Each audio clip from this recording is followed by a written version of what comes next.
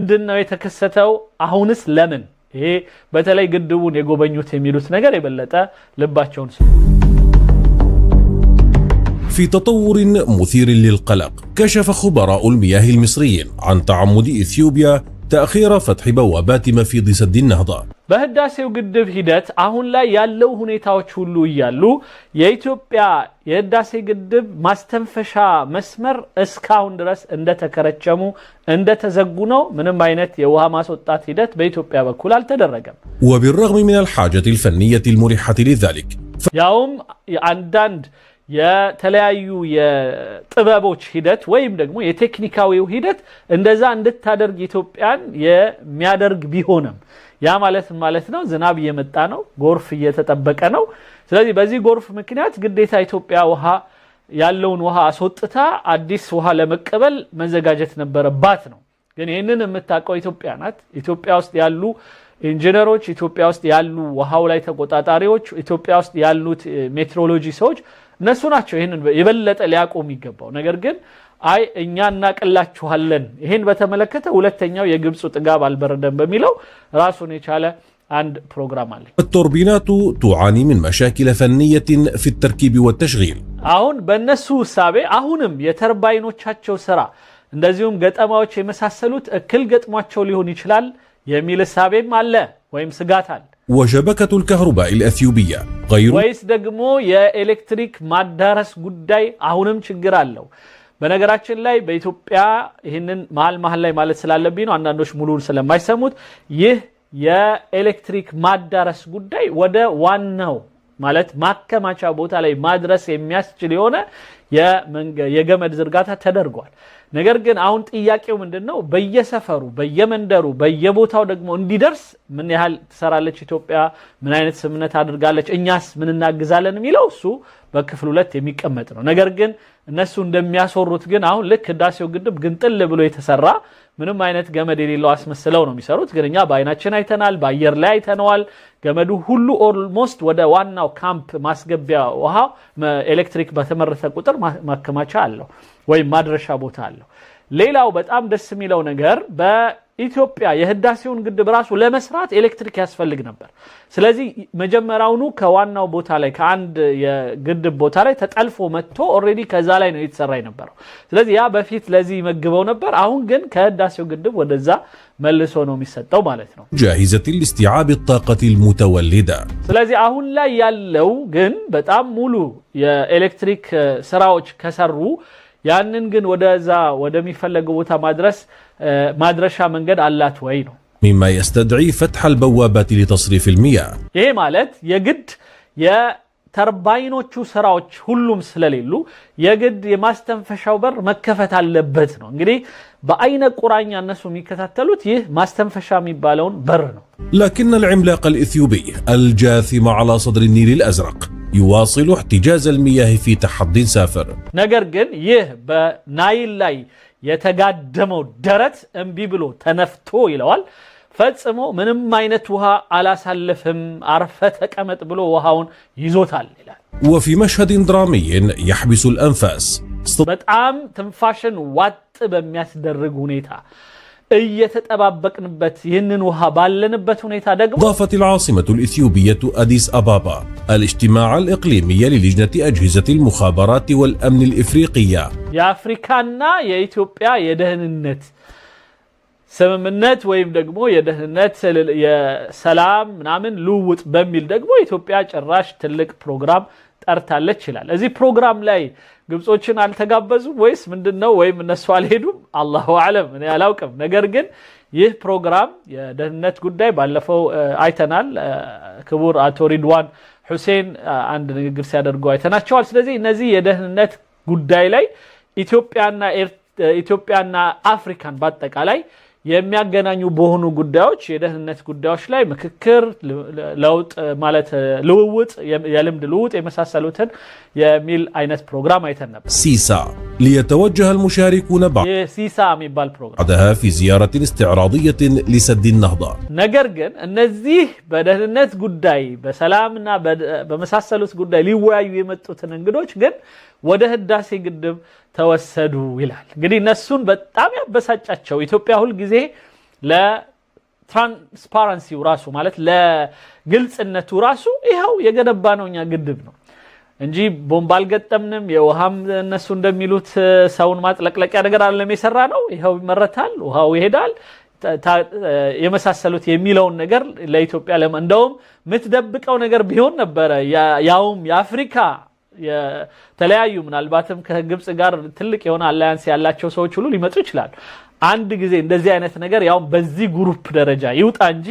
መቼም ሁሉንም ማንንም ሰው አያወጣ ሚስጥር ማለት አይቻልም خطوة استفزازية جديدة في توقيت እንግዲህ ለግብጽ በጣም ትልቅ የሆነ ጎንታይ የሆነ አካሄድ በጣም ከባድ ይሄ ማለት እኔ የሚያሳዝነኝ የኢትዮጵያ እያንዳንዱ እንቅስቃሴ ለነሱ ለምንድነው ጥያቄ ምናምን የሚሆንባቸው እሱ ምንም አይገባኝም እና ይሄ በጣም አስቸጋሪ ነገር ሆኗል بالغ الحساسية ይሄ በጣም ትልቅ የሆነ አለርጂ ነው ራሱ አለርጂ ነው ሐሳሲያ ማለት በጣም በጥንቃቄ በአለርጂክ የሆነና ይሄን ነገር አድርግ እንደሚባለው አይነት ሁኔታ ሁሌ የምንጠባበቀው በሆነ ጉዳይ ላይ ኢትዮጵያ እንደዚህ እንደፈለገችው ታደርጋለች ነው زامنت مع تصاعد التوتر بين دول حوض النيل በተለይም ደግሞ ይልና ይሄ ጉዳይ በእነዚህ በውሃ አመንጮችና በተፋሳሽ ሀገሮች መካከል ገና ውጥረቱ ባልበረደበት ሁኔታ ይለዋል يأتي هذا التصعيد في ظل تحولات إقليمية ودولية متسارعة በዚህ በዓለም ቀርቶ በአፍሪካ ቀንድ ቀርቶ ወይ በአፍሪካ ቀርቶ በዓለም ደረጃ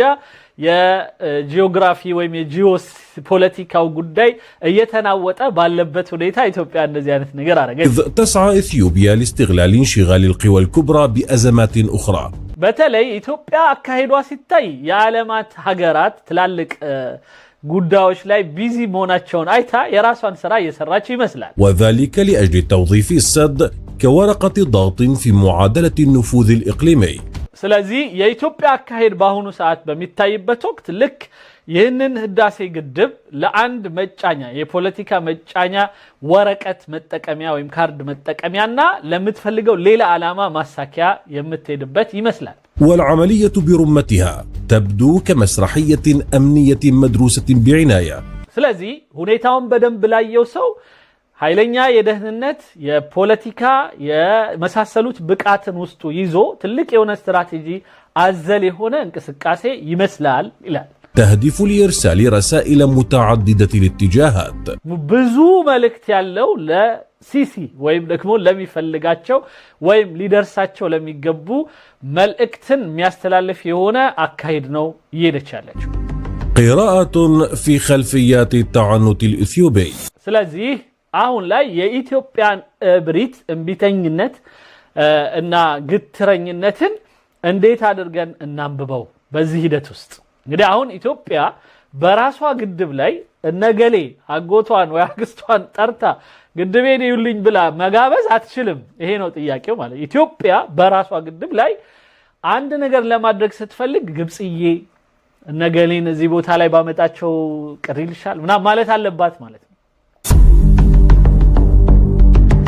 منذ البداية وحتى اللحظة الآنية كدرو كجمر جمرو اسكاونا بالتشبت ساعات لاي يمثل ملف سد النهضة ورقة ضغط إثيوبية የኢትዮጵያ ዋና የመጫኛ ካርድ ተደርጎ ይታሰባል صداعا مزمنا بالنسبة لمصر ለግብጽ ቋሚ የሆነ የራስ ምታት ብለንም እንጠራዋለን ቋሚ የሆነ የራስ ምታት ولفهم المشهد الحالي علينا العودة إلى جذور الأزمة ስለዚህ የዚህ ጉዳይ ደግሞ ጥልቀት ለማወቅ ትንሽ የችግሩን ሁኔታ ወደ ኋላ መለስ ብሎ ማየት ግድ ነው منذ إعلان إثيوبيا عن بناء سد النهضة في 2011 ኢትዮጵያ የህዳሴ ግድብን እገነባለሁ ብላ ካወጀች ጊዜ ጀምሮ በ2011 انتهجت استراتيجية فرض الأمر الواقع ኢትዮጵያ ይኸውላችሁ ምን ታመጣላችሁ አይነት ወይም የተጨባጭ ሁኔታዎችን ተመልከቱ ነገሮችን በተጨባጭ ብቻ አይዋቸው የሚል አካሄድን ይዛለች متجاهلة المخاوف المشروعة لدول المصب ሚፈቀድ የሆነን ስጋትን ወዲያበል በሚል እምቢ ብላ 10 سنوات من المفاوضات المتعثرة ይህ ያልተሳካ የሆነ የ10 ዓመት ውጣውረድ ያለበት ውይይት ሂደት مراوغة الدبلوماسية الإثيوبية በኢትዮጵያ በኩል ግን ሁል ጊዜ የዲፕሎማሲ መምለጭለጭ ያለበት والتعنت في رفض أي اتفاق ملزم ምንም አይነት አስገዳጅ ውልን ላለመቀበል የሚደረግ የሆነ እብሪት ወይም ግትረኝነት ያለበት يضمن حقوق مصر والسودان المائية ይህ በሱዳንም ሆነ በግብጽ ላይ እነሱ የመደቡት ወይም የተመደበ የሆነውን የታሪካዊ ድርሻ የሚከለክል የሆነ አካሄድ وراء هذا التعنت تقف دوافع داخلية وخارجية معقدة በዚህ ግትር ሂደት ውስጥ በእርግጠኝነት የውጭም የውስጥም አስቸጋሪ የሆኑ ሁኔታዎች እንዳሉ ይሰማናል داخليا يمثل السد رمزا للفخر الوطني وورقة رابحة للحكومة الإثيوبية በውስጥ በኩል ሲታይ ለኢትዮጵያ ትልቅ የሆነ ትርፋማ በፖለቲካውም ደረጃ ሌሎችን ሁሉ ሊያገናኝ የሚችልና በአጠቃላይ ለኢትዮጵያውያኖች ትልቅ የሆነ ምልክት የሆነ ለማንነታቸው ትልቅ የሆነ ቦታ የሚሰጥ ነው ወይም የሚያመጣ ነገር ነው في مواجهة الاضطرابات الداخلية والصراعات العرقية በተለይ ደግሞ የውስጥ ጠቦችን እንደዚሁም በጎሳ በዘር በመሳሰሉት መከፋፈሎችን ሊፈታ የሚችል ነው ይላል ይሄንን ጠላት አውቆታል እኛ ግን አውቀነዋል ወይ በትክክል እንደውም አንዳንድ ጊዜ በጣም የሚያስደነግጡ እንትኖች አያለውና ይሄንን ነገር ሌላው ቀርቶ በዛ ደረጃ ሌሎች ተረድተውት ኢትዮጵያውያኖች ባገኘነው ሰበብ እንደው አንድነታችንን አምጥተን በተገኘው ትሪ ላይ ቁጭ ብለን ነገር ግን በመንበላበት ወቅት ያቺ አንድ ትሪ ላይ ያለችው ነገር እጃችን ሲነካካ የመግባባት ነገር እንዲፈጠር የሚያደርግ የሆነ እድል መፍጠር ሲቻል በዚህ እንኳን ሳይቀር ሊለያይ የሚሞክር የሆነ አንጀት አለን በጣም የሚያሳዝን ማለት ሌላዎቹ ግን ምን አይነት እይታ እንዳላቸው እዩ ይሄ ህዳሴ ግድብ ማለት ልክ ግብጽን በጣም ከሶሻሊዝሙ ከሙስሊሙ የብራዘርሁድ አካሄድ እንደነ በጣም ትላልቅ የሆኑና ሐሰን አልበና ሰይድ ቁጡ ምናም ይባሉት የሶሻሊዝሙን የግብጽ አካሄድ በጀማል አብዱል ናስር ተቃውሞ እስከ ስቅላት ድረስ የነበረበት ሂደት ጀማል አብዱል ናስር ማነው አንዋር ሳዳትን ያስገደላቸው የሆነ ፖለቲካዎች ውጥንቅጥ ውስጥ እኮ አልፈዋል ሁሉ ነገር ግን ልክ ጀማል አብዱል ናስር ይህንን ምንድነው ስሙ አስዋን ግድብን በገነባበት ወቅት ሁሉም ተቃዋሚ ሳይቀር አንድ ላይ መጥቶ ተረባርበው ከሰሩት በኋላ በተለይ ደግሞ በምርቃቱ ጊዜ በ70 ውስጥ ላይ ወይም 71 ላይ ምርቃት በሚያደርግበት ወቅት እንደ ጉድ ነበረ ደስታቸውን አብረውም የተቋደሱት ለነሱ ለግብጽ ምናልባት እንደ አዲስ ምስረታ እና ግብጽ አዲሲቷ ግብጽ የምትባል እንደው እንደ ሀገር እንኳን በፊት በጎርፍ ወይ በረሃብ ምታልቅ የነበረችውን ሀገር አድርጎ ያስቀመጣት ይህ የአስዋን ግድብ ነው ስለዚህ በዚህ አይነት መልኩ አሁንም ኢትዮጵያ ምናልባት ቢቻል የህዳሴ ግድብን ወደዚህ አይነት የእውነት ህዳሴ ለማድረግ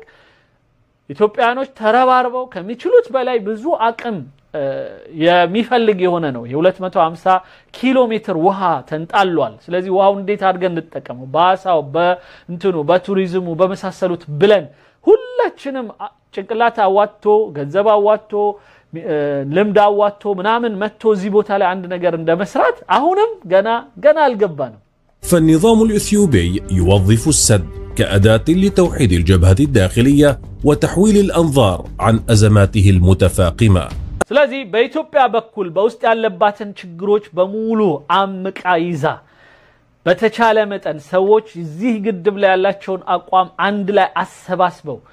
በተቻለ መጠን ወደ ላይት እንዲወጣ ወደ ብርሃን እንዲወጣ በዚህ ግድብ ላይ ሰርታለች أما خارجيا فتحظى إثيوبيا بدعم قوى دولية لها مصالح استراتيجية ወደ ውጭ በመነሄድበት ወቅት ደግሞ የተለያዩ በዚህ ግድብም ሆነ በኢትዮጵያ የወደፊት እጣፈንታ የሆነ ነገር የታያቸው ደግሞ ትላልቅ ሀገራት ኢትዮጵያ ብለው እጃቸውን እየሰጧት ነው واقتصادية في المنطقة በአካባቢውም ላይ የኢኮኖሚው አካሄድ ሊገለበጥ ይችላል ብለው ፈርተው ነገሮችን ወደዚህ ያመጡ ነው هذه القوى ترى في السد فرصة لتعزيز نفوذها በዚህም በኩል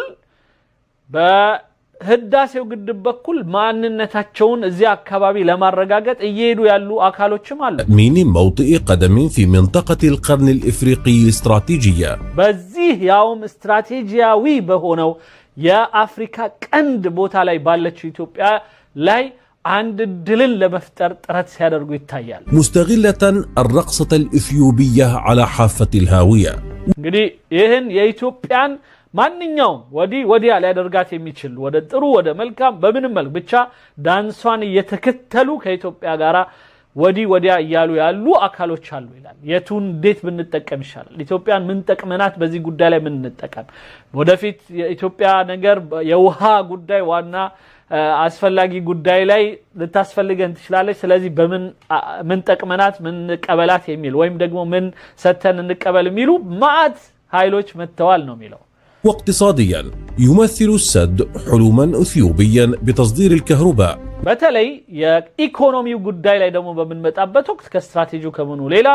በኢትዮጵያ ላይ የመብራትን ችግር የኃይልን ችግር ይፈታል። وتحقيق طفرة تنموية ሌላው የማይታሰብ የሆነ የኢኮኖሚ ቅዝፈት ወይም ደግሞ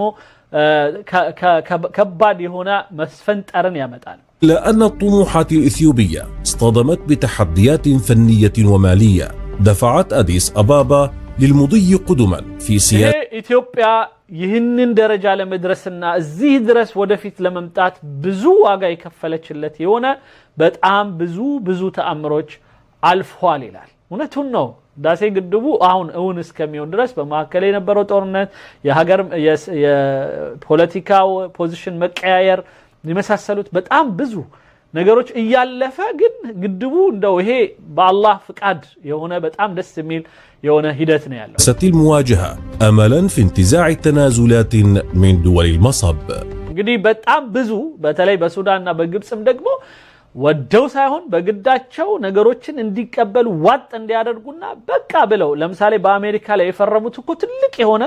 ከነሱ ማይታሰብ ማይጠበቅ ነገር ነው። ግን ኢትዮጵያ ትልቅ ስለፈለገች ነው ያልፈረመችው። ያ ደግሞ በጣም ትልቅ ነገር ነው። ቢያንስ ግን እነሱ 55.5 ማለታቸውን ትተው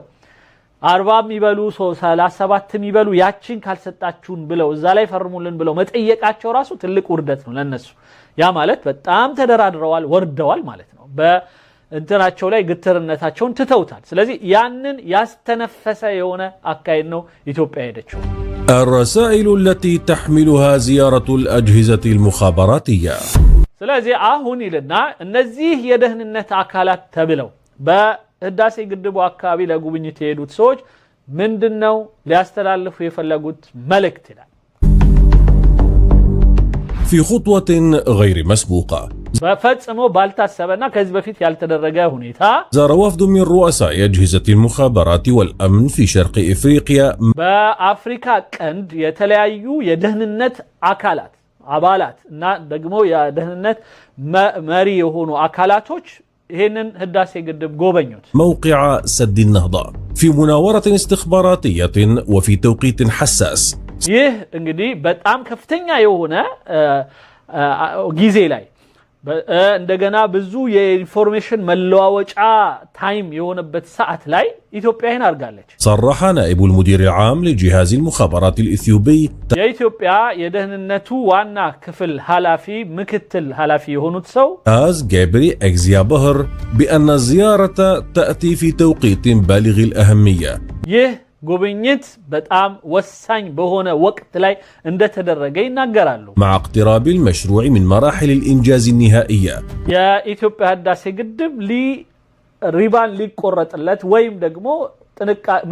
መጠናቀቁ ሊታወጅ ጥቂት ጊዜዎች በቀሩት ጊዜ ውስጥ وتحوله إلى واقع جيوسياسي مؤثر في المنطقة በአካባቢው ላይ የጂኦሲያሲውን ወይም የጂኦፖለቲክሱን ጉዳይ ፈራጅ የሆነ እና ጉዳዩን በጣም ቀያሪ የሆነ ልዩ ሰዓት ላይ لكن ما وراء التصريحات الرسمية تحمل هذه الزيارة رسائل مشفرة ነገር ግን ይህ ፊት ለፊት ከምንሰማቸው የአንዳንድ መግለጫዎች በስተጀርባ ሚስጥሮች አሉ ምንድናቸው أبعاد أمنية خطيرة አንደኛ የደህንነት ጉዳይ ሆነው አደገኛ ይሆናሉ الرسالة الأولى موجهة لمصر والسودان መጀመሪያ ትልቁ መልእክት ያለው ለሱዳንና ለግብጽ ሲሆን السد أصبح واقعا لا رجعة فيه ግድቡ እውነታ ሆኗል ከዚህ በኋላ የሚመለስ ነገር የለምና ተስፋችሁን ቁረጡ የሚል መልእክት አለው إثيوبيا قادرة على حشد الدعم الإقليمي لموقفها ለአካባቢው ሁሉ ደግሞ ይህንን አሳውቃ ኢትዮጵያ በፈለገችው ጊዜ የአካባቢውን እነዚህ የደህንነት አካላት ሁሉ በእጄ ናቸው ኪሴ ውስጥ ናቸው በፈለኩ ጊዜ ደግሞ ከነሱ ጋር ተመካክሬ የማደርገውን አደርጋለሁ ያለችን ነው ኢትዮጵያ والرسالة الثانية ሁለተኛው መልእክት ደግሞ للمجتمع الدولي ለዓለም አቀፋት እንግዲህ አሜሪካን ጸጥታ ምክር ቤት የተባበሩት መንግስታት የአውሮፓ ህብረቱ የመሳሰሉት ለሆኑት ነው መልእክቱ القضية إفريقية بامتياز ይህ ህዳሴ ግድብ የአፍሪካ ነው ስለዚህ ሌሎች አፍሪካ ላይ ብቻ ተቀማችሁ ብትጠቀሙት ነገር ካለ ብቻ ነው አለበለዚያ ጉዳይ የአፍሪካ ነው እናንተ አገባችሁ የሚልም መልእክት አለው لا مجال للتدخلات الخارجية ከዚህ በኋላ ጣልቃ የሚገባ ኃይልን ቦታ የለንም እያለች ነው ኢትዮጵያ ይላል وعلى رقعة الشطرنج الإقليمية እንግዲህ የአካባቢው የቼዝ ጨዋታ ጉዳይን ስናየው تسعى إثيوبيا من خلال هذه الخطوة الاستفزازية በዚህ አይነቱ የጉንተላዋ የኢትዮጵያ አካሄድ لتشكيل تحالف أمني إقليمي داعم لموقفها የአካባቢው ሀገራት የደህንነት ኃላፊዎች በሙሉ የሷን አቋም እንዲደግፉላት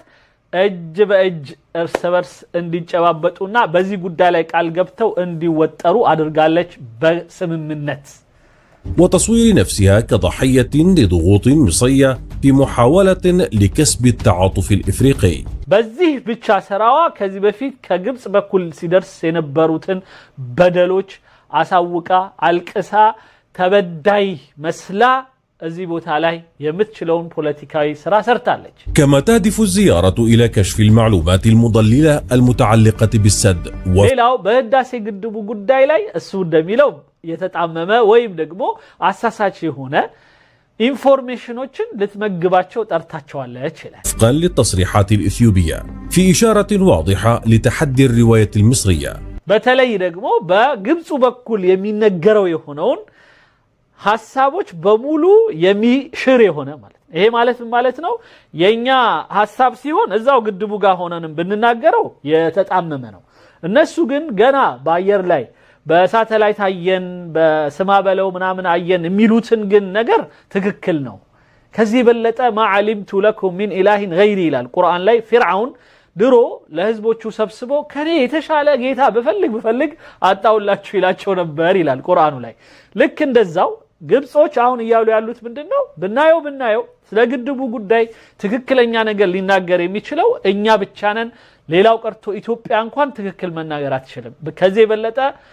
በጣም ፈጣጣነት ገጥረሳ ወይም ከምድር ይባለው በጣም ጉራና እንትን የለም البعد الأمني الاستخباراتي للزيارة يضيف طبقة جديدة من التعقيد للأزمة ስለዚህ በዚህ ጉዳይ ላይ የደህንነት ጉዳይን በተመለከተ በጣም ጠንካራና ውስብስብ በማድረግ ደረጃ በኢትዮጵያ በግብጽ ላይ ትልቅ የቤት ስራ ይሆናል ምክንያቱም ሌሎች የደህንነት አካላት ምናምን ሁሉ ጉዳዩን በደንብ እንዲያቁና የተመካከሩትን ነገር አይታወቅም ምናምን ስለዚህ ውስብስብ ይሆንብናል ويشير إلى تحول خطير في استراتيجية إثيوبيا من الصراع على المياه إلى توظيف أوراق أمنية واستخباراتية في المواجهة ስለዚህ የውሃ በውሃነት ብቻ ሳይሆን ከውሃም ባሻገር የተለያዩ ስምምነቶችን የደህንነቶችን አይነት ስምምነቶች ከአካባቢ ጋር ሰላም መፍጠርና ሌሎችም ነገሮች ማስቻል የሚቻልበት ከአንዱ ጋር እንዲወግን ማድረጊያ የተለያዩ ወረቀቶችን ይጫወታል إذ طالب خبراء المياه بضرورة وجود اتفاق قانوني ملزم لإدارة مياه النيل በዚህ ወቅት ግን ግብጽ የምትፈልገው የነበረው ይህንን ግድብ በማስተዳደር ረገድ የጋራ የሆነ አስገዳጅ ውል እንድትፈርም ይጠበቅ ነበር ይላል ይሄንን እንኳን ማልፈረመች ወደፊት መፈረም የለባትም አስገዳጅ ስንል ከዚህ በፊት ተነጋግረናል እነሱ የሚሉት ለሶስቱም ሀገራት አስገዳጅ እስኪ ስንጠይቃቸው አንዳንዴ እኔም ውይይት በማደርግበት ወቅት እስኪ ግብፅን ልናስገድዳት የምንችልበት ነገር አንድ ምሳሌ ሰጡኝ። የለም ምንም ነገር ልናስገድዳት አንችልም። ታቾና ምን እናስገድዳታለን? ስለዚህ የሚሆነው ምንድነው ማለት ነው? ኢትዮጵያ ብቻ ተጠርታ ያው ይሄን አታረጊም፣ ይሄን እርሻ አትሰሪም፣ ሌላ ግድብ አትሰሪም፣ 55.5 ለኛ 18.5 ለንት ትልኪያለሽ፣ 10% ለምናተን ነው ትልኪልናለሽ ምናምን ሚለውን ጽፋ ከስር እንድትፈርምላቸው ነው ይፈልጉት። خاصة في ظل الغموض الحالي الذي لا يسمح للدول المتأثرة مثل مصر والسودان بتحديد سياساتها المائية والزراعية بشكل دقيق. ስለዚህ ይሄ ደግሞ የሆነ ያለው አሁን ኢትዮጵያ በራሷ መንገድም ሄዳ የምትፈልገውን ያደረገችው ግብጽ ከዚህ በኋላ ሱዳንም ከዚህ በኋላ የፈለጉትን ቢያደርጉ ምንም አይነት ሊቀይሩት የማይችሉት የሆነ መስመር ላይ አስቀምጣቸው ነው። في ظل هذا الغموض الاتفاق والتعاون يشكلان الحل الوحيد لضمان مصالح الجميع المائية. ስለዚህ ይህልና እቺጋ ጥሩ ተናገር። አሁን በዚህ ሁኔታ የሚያዋጣው አርፎ ሁሉም የሆነ ስምምነት አድርጎ በዛ ስምምነት ላይ ሁሉንም ግን የሚያስማማ የሆነ ነጥብ ላይ መድረስ ነው ይላል። مصر بين الدبلوماسية والخيارات العسكرية. ግብጽ አሁንም ያው ደግሞ በመሃል ቀብጀር ይላል በዲፕሎማሲ መሃልና በወታደራዊ አካሄድ ወይ ምርጫ አካሄድ ላይ ያላት ሁኔታ أمام التعنت الإثيوبي المتصاعد ይህ የኢትዮጵያ የቀጠለው የሆነው ግትረኝነት تقف مصر في مفترق طرق استراتيجي ግብጽ ያላት የተለያዩ አማራጮቿ መሃል ተቀምጣለች። بين خيارات دبلوماسية استنفدت معظم أوراقها በዲፕሎማሲው በኩል ለምንሄድበት ወቅት አብዛኛውን ወረቀቶቿን ጨርሳለች። وخيارات عسكرية محفوفة بالمخاطر ሌላው ደግሞ የወታደራዊ ምርጫ የተባለው ደግሞ በጣም ብዙ አደጋዎች የተጠመጠሙበት ነው። في المعادلة الصعبة بين الدبلوماسية والقوة ስለዚህ በዲፕሎማሲና በኃይል መጠቀም መሃል ከፍተኛ ነገር አለ። تصل القاهرة التمسك بالمسار التفاوضي مع التلويح بأن كل الخيارات مطروحة. በፊት ጀምሮ ዲፕሎማሲውን እየሄደችበት ውይይቱን እያደረገች ግን አሁንም ሁሌ እየደጋገሙት የነበረውን ቃል ይደግመዋል። ምንድነው? الخيارات مفتوحة ليس هناك خيارات مفتوحة إلا لله عز وجل ለጌታ ካልሆነ በስተቀር ሁሉም አማራጭ ክፍት ሊሆንለት የሚችል የለም። አሜሪካ፣ ሩሲያ፣ ቻይና ይፈለጉትም ቢሆኑ እሱ ግን ምን ይላል? አይ ሁሉ ጊዜ እንደሚሉት ማለት ነው ግብጽ ትወያያለች እንጂ ግን አማራጮች ሁሉ ፊት ለፊቷ ክፍት ናቸው። ያ ማለት የፈለገችውን በፈለገችው ጊዜ ማድረግ ትችላለች ማለት ነው። على الصعيد الدبلوماسي لجأت مصر إلى مجلس الأمن والاتحاد الإفريقي. በዲፕሎማሲው ሂደት ስንሄድ ጸጥታ ምክር ቤት ሄዳለች፣ አፍሪካ ህብረት ሄዳለች፣ አሜሪካ ሄዳለች፣ አውሮፓ ህብረት ሄዳለች። وسعت لحشد الدعم الدولي. ሌላ የዓለም አቀፋት ብዙ ሀገራት ትላልቅ ሀገራት እንዲያግዟት ሞክራለች። لكن هذه المسارات لم تسفر عن نتائج ملموسة حتى الآن. እነዚህ ሂደቶቿ ግን ፈጽሞ ምንም አይነት ውጤት አላመጣላትም። ለአፈር ከመዝገን ውጪ ነው። استراتيجية النفس الطويل المصرية ይህ የስትራቴጂዋ ረጅም ትንፋሽ ሂደት تصطدم بسياسة الأمر الواقع الإثيوبية. በኢትዮጵያ የው ተጨባጭ ሂደት ተጠናቋል፣ ይሄው ግድቡ አለቀ የሚል መርዶ ብቻ ነው ያስገኘላት። في سباق مصر مع الزمن لتأمين حصتها المائية. አሁንም ግን የውሃ ድርሻዋን በማረጋገጥ ረገድ ላይ አሁንም ሩጫዋን ቀጥላለች። أما الخيارات العسكرية فتتراوح نظريا بين عمليات محدودة تستهدف تعطيل السد. አንዳንድ የሌላው ቀርቶ ስለ ወታደራዊ እርምጃ ያወሩ ሰዎች ደግሞ እነሱ ራሳቸው ተለያይተዋል። ምን ብናደርግ ነው የሚሻለው? ዝም ብለን ሄደን የሰው ሀገር ነው እንደበድበው ወይስ ደግሞ በግድቡ ላይ ብቻ የሆነ ብልሽት አድርሰን ነው መጣው? ያስቃል። እንደዚህ ሲሉ ያስቀኛል። طولا إلى ضربات جوية مباشرة، لكن هذه الخيارات تصطدم بتحديات لوجستية وجغرافية هائلة. እነዚህ ነገሮች ግን ፊት ለፊት እናምጣቸውና እንወያይባቸው ሲባል የሎጂስቲክ ችግሮች አሉባቸው፣ የጂኦግራፊ ችግር አለባቸው፣ ሌላም በዛም ብዙ ጣጣዎች አሉባቸው። فضلا عن التكلفة السياسية والاقتصادية الباهظة. ይሄ ደግሞ ያውም በፖለቲካና በስትራቴጂ ጉዳይ ሊከፍሉት የሚችለው ዋጋ ከገንዘብ ማኳያ ምን ያህል ትልቅ እንደሆነ ራሱ የሚታወቅ ሆኖ ይላል። أي عمل عسكري ምንም አይነት ወታደራዊ እርምጃ በጣም ሊወስደው የሚችለው ከሆነው በላይ ዋጋ ያስከፍላል። تتبنى مصر حاليا استراتيجية متعددة المسارات ስለዚህ ያላት እድል አሁንም በዚህ ምርጫዎች መካከል ቁጭ ብላለች። استمرار في الضغط الدبلوماسي አሁንም በዲፕሎማሲው አካሄድ መጫን مع تعزيز القدرات العسكرية አሁንም የመሳሪያ ማዕት መግዛት ማጠራቀም ማከማቸት وتكثيف التنسيق مع السودان لتشكيل جبهة موحدة ሌላው ከሱዳን ጋራ የጋራ ግንባር ለመፍጠር መሯሯጥ فضلا عن استثمارات وتشكيل التحالفات في دول إفريقية ሌላው በአፍሪካ በተለይ ቀንድ አካባቢ ያሉ ሌሎች ሀገሮችም ጋር እንደዛው ግንባር መፍጠር ኤርትራ፣ ጅቡቲ፣ ሶማሌ እንደሚደረግ معركة الأوراق المتبقية في جعبة مصر تتطلب حنكة دبلوماسية وصبرا استراتيجيا ስለዚህ አሁንም ግብጽ ሌላ አማራጭ የላትም ከፍተኛ የሆነ ትዕግስትና ከፍተኛ የሆነ የጥበባዊ የፖለቲካ ሳይንስ ያስፈልጋታል في مواجهة خصم يراهن على عامل الوقت ይህ በወቅት ወይም በጊዜ ላይ ተንተርሶ የፈለገውን የሰራው የሆነ ሀገር ጋር ወይም መንግስት ጋር ነውና የገጠመችው سياسة الأمر الواقع አሁን ተጨባጭ ነገር ላይ ሰዎችን ያስቀመጠ የሆነ በቃ ተሰራ ምን ታመጣላችሁ አይነት አካሄድ ሄደ السيناريوهات المستقبلية ماذا لو استمر التعنت ስለዚህ አሁንም ጥያቄው ግን ኢትዮጵያ በግትርነቷ ከቀጠለች ምን ይፈጠር የሚለው على مفترق المصير المائي للمنطقة تتشكل عدة سيناريوهات محتملة لمستقبل الأزمة አሁንም ጉዳዮች በዚህ ሁኔታ ከቀጠሉ አሁንም ምርጫዎች ደግሞ ማየት ይቻላል السيناريو الأول يتمثل في استمرار المفاوضات مع تصعيد دبلوماسي متدرج አሁንም የተለያዩ ደረጃውን የጠበቁ የዲፕሎማሲ ጫናዎችን በጎን እየሄዱ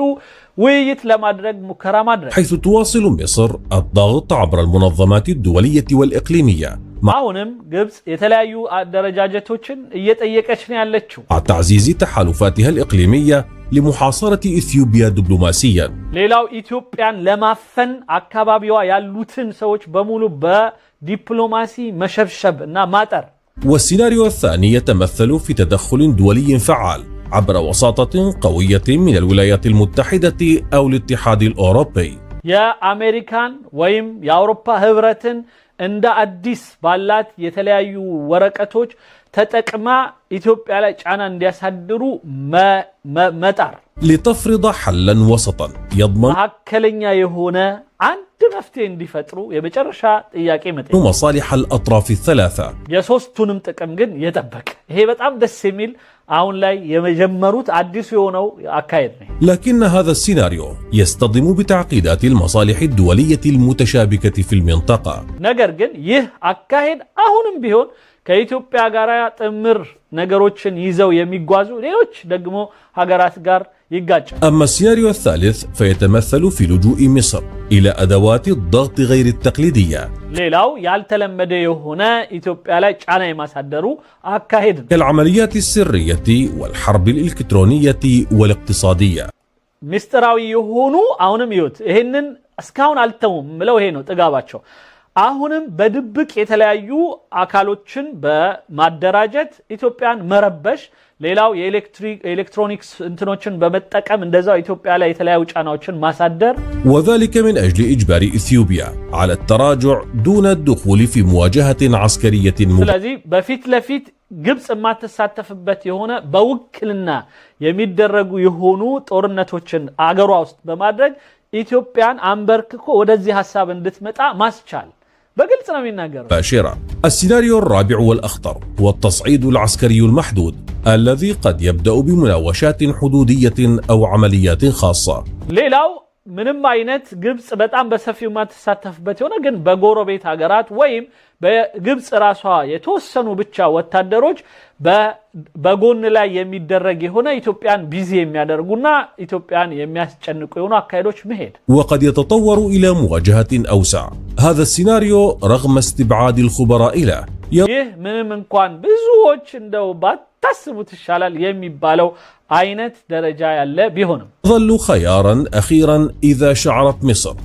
ነገር ግን አሁንም የመጨረሻ እርምጃ ሆኖ ይቆያል ግብጽ تهديد وجودي لأمنها المائي የመኖርና ያለ መኖር ፈተና ውስጥ ከገባች ففي لعبة الدومينو الإقليمية التي قد تشعلها الأزمة يبقى السؤال الأهم هل ستنجح الدبلوماسية في نزع فتيل أخطر أزمة مائية تشهدها المنطقة؟ ስለዚህ አሁንም ግን ጥያቄው ያልተመለሰው የውሃ ጉዳይ አሁንም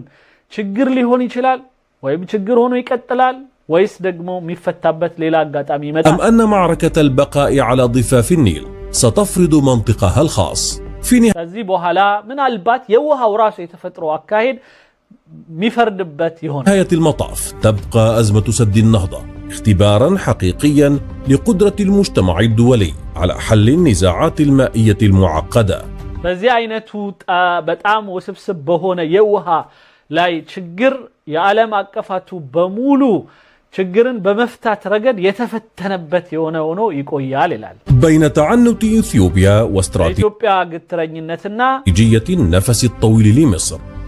يا جبس تاغاشوا استراتيجيا اكايد الى الرجم تنفاش اكايد شعوب حوض النيل رهينة صراع قد يرسم ملامح مستقبل المنطقة لعقود قادمة فهل سينتصر منطق التعاون على لغة المواجهة ويس دغمو ነገሮች ሁሉ ትንሽ ሰከን ብለው በግብጽ በኩልም በዚህም በኩል ትንሽ የመርገብ የመለዘብ ነገር መጥቶ بمدرادر درجة ودا تكلنيو من قد يمتع يهون أن شبح أزمة المياه سيلقي بظلاله القاتمة على مستقبل المنطقة بأسرها هونوم قد يهيوها قداي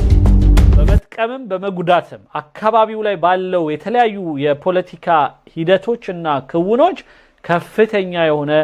ميزان يالونا نقروچن بمكاير رقد كفتن يهونا مينا يميچاوت نو إلى نال